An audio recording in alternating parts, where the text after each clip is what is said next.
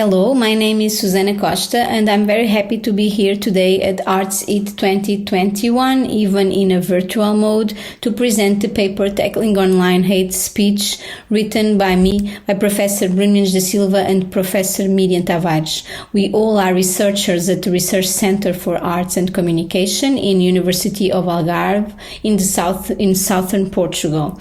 So our objective today is to present some results of the project Play Your Role, which main goal was to understand and find ways to prevent and counteract online hate speech in gaming communities and online gaming, namely through the concept of gamification and by developing 4 serious games to implement by teachers and educators to a young public. So video games represent one of the most influential media in popular culture. Figures speak for themselves, and we have here some numbers. In 2021, there are more than 2.5 billion players in Europe. 70 are aged under 18. Increasing numbers of players gather in virtual communities such as Twitch or Discord, where they can assist to live streams, also where they communicate, they form teams, they share game strategies, and where they pass a lot of time. So our study, based in previous finds and in some material methods that we will present after, they find the positive motivations for the game. And which are these positive motivations? We name some: socialization, fantasy, opportunity to exercise control, fun, meaningful opportunities for social interaction, inspiring creativity, meaningful and lasting relationships, discovering a sense of community, relaxation, and also challenge. Also, in other hand, video games prove to be excellent educational tools, able to focus and motivate children and youth to learn. Researchers advocate participatory, interactive, and digital learning frameworks suited to the skills and interests of new generations.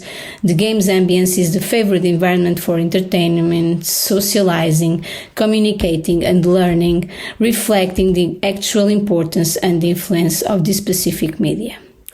Yet, and this is the problem, a decade of research studies on online hate speech shows that games and gaming communities are breeding ground for harmful content. Experiences with hate speech can happen through 3 routes: exposure, victimization, and aggression. Online hate speech has a lot of names. It can also be known as cyber hate, online toxic behavior, griefing, or online disinhibition. It is a great concern of the Council of Europe, which defines it as a public incitement or hatred directed to groups or individuals on the basis of certain characteristics, including race, color, religion, descent, and national or ethnic origin. We concluded in our study that race is the most reported ground of hate speech, followed by xenophobia, sexual orientation, and anti-Gypsyism. Studies show that the exposure and victimization of this toxic language has a negative impact on young players, which are forming their personality, correlated with negative emotions such as depression, anxiety, deviant behavior, and decreasing well-being. So, how can we counteract this problem, these narratives? Our study wants to develop a strategy to prevent hate speech based in 3 stages. First, we want to perceive how youngsters copy online hate speech and how they describe it. Secondly, we want to look for strategies to prevent this phenomenon in games environment. And finally, we aim to pave the way for an international program to counteract online hate in video games. To perform this study, that was the base of the development of video games, we prepared a questionnaire survey with closed questions in a Likert scale basis, where respondents were asked to specify their level of agreement, frequency, importance, and likelihood on a symmetric scale for a series of statements related to gaming and hate speech. The questionnaires were applied into the national language of 3 countries, Portuguese, Lithuanian, and Italian, and then they were applied in schools in these 3 countries. It was a questionnaire anonym, was composed with 5 groups, and the answers to the survey were analyzed with descriptive statistics and correlations between the variables and the hypotheses. Afterwards, we implemented interviews with focus groups in the 3 countries, with open questions, bringing valuable information to the research about the students' personal experience with this phenomenon. The analysis of the quantitative and qualitative data allowed to point out some conclusions that I will show. But first, we have here some material. The sample of the students was 572 students. The analysis made was statistical. We made the hypotheses and the correlations, and then finally the interviews. And here are some conclusions of this study. That was then the base to develop the serious games to counteract hate speech.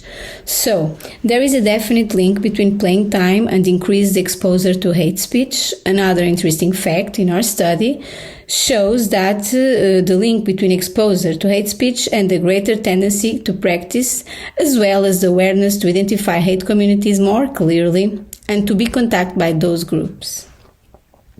This correlation between the exposure and the tendency to practice hate speech confirms the symptoms of the sensitization process. It was already described by researchers like Suller, and this means that after repeated exposure to hate speech, students trivialized offenses and prejudice, although they were aware of its effects outside the virtual world. Another conclusion points out that young people who experience hate speech feel it is a problem in gaming environments, yes, but also they feel that it affects the life outside the game, attributing responsibility to the players themselves and indicating the existence of moderators as a possible way to reduce the phenomenon. Our findings conduct us to a possible solution. Video games are the problem, yes, but they can also be the solution by creating counter-narratives as well as encouraging game creators to imagine mechanisms that stimulate the knowledge of how to live online together. Interestingly, data shows that most of the young players inquired consider that video games can be used as a tool to reinforce empathic behaviors, tackling online toxicity, and reversing the desensitization process. Previous reports already point out that parental mediation and media literacy, as well as human rights education, are possible ways to combat the phenomenon. So, what do we want?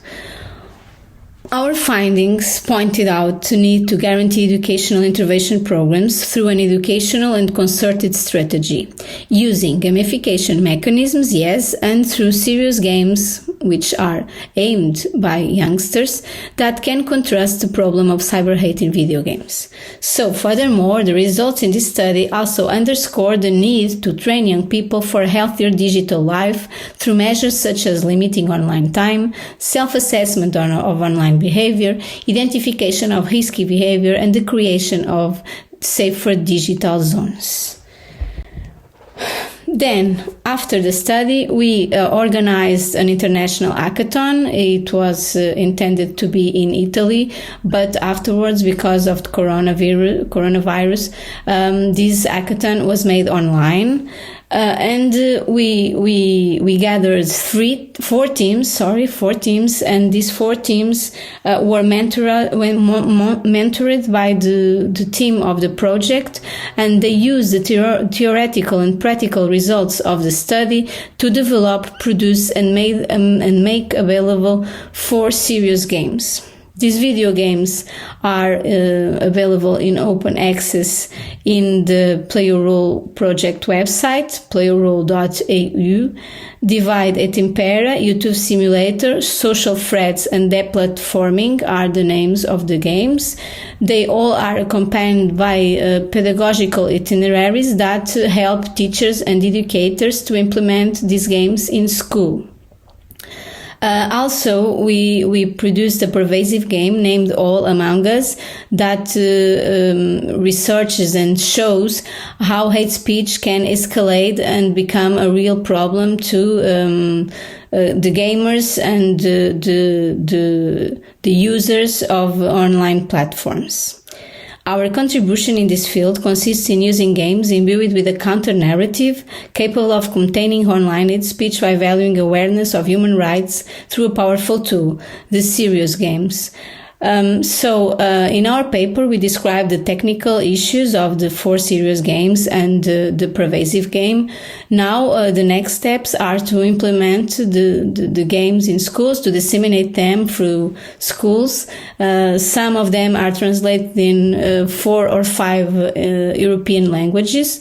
And then we want to recollect the data of the users of the games and to analyze the opinions and the interventions of the youngsters who experience these games.